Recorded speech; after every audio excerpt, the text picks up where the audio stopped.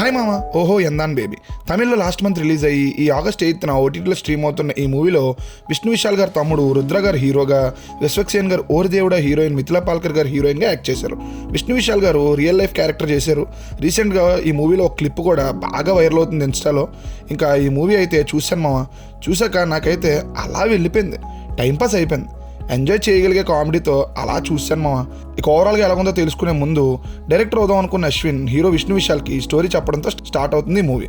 అది ఇంటర్వెల్ వరకు చెప్పి నా దగ్గర ఇంతే స్టోరీ ఉందని, ఇంకేం లేదని చెప్పడంతో విష్ణు విశాల్ ఆ స్టోరీ నచ్చిందని, బట్ సెకండ్ హాఫ్ పూర్తి చేస్తేనే చేస్తానని చెప్తాడు.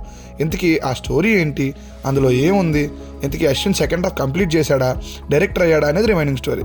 ప్లస్ పాయింట్స్ గురించి మాట్లాడుకుంటే పర్ఫార్మెన్సెస్ బాగున్నాయేమో. హీరో కొత్త కుర్రాడైనా బాగా చేశాడు.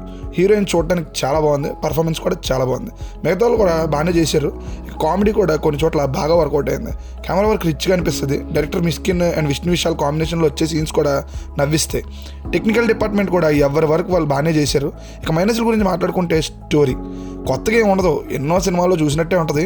అండ్ డైరెక్టర్ అవుదాం అనుకున్న హీరో తన లవ్ స్టోరీ చెప్తే దానికి విష్ణు విశాల్ బాగా ఎక్సైట్ అయిపోతారు. ఇంత సిల్లీ స్టోరీకి ఎందుకు అంత ఎక్సైట్ అవుతున్నారో మనకు కూడా అనిపిస్తుంటుంది. పక్కనే ఉన్న క్యారెక్టర్తో ఈ సినిమా తీసిన డైరెక్టర్ అప్పుడే ఒక డైలాగ్ వేయిస్తాడు, ఇందులో ఏముంది రొటీన్ స్టోరీ అండ్ డైలాగ్స్ అని అన్నప్పుడే మనకు అర్థమవుతుంది ఈ సినిమా సిచ్యువేషన్ ఏంటో. ఎమోషనల్గా కూడా సినిమా పెద్దగా కనెక్ట్ అవ్వదు. మ్యూజిక్ వినడానికి బాగోదు, కానీ చూస్తుంటే నవ్వు వస్తుంటుంది. ఫస్ట్ లవ్ స్టోరీ బాగుంటుంది, సెకండ్ లవ్ స్టోరీ చాలా సిల్లీగా ఉంటుంది, థర్డ్ది బాగున్న ఎమోషన్స్ కనెక్ట్ అవుదాం అనుకున్న టైంకి మళ్ళీ దాన్ని సిల్లీగా మార్చేస్తారు. ఓవరాల్గా ఏది ఎక్స్పెక్ట్ చేయకుండా ఒక 2 hours ఖాళీగా ఉన్న టైంలో చూద్దాం అనుకుంటే టైంపాస్ అయిపోతుంది, చూడొచ్చు అంటాను.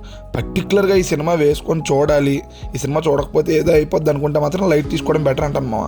ఇంకో సినిమా రివ్యూతో మళ్ళీ కలుద్దాం. బాయ్ మామ.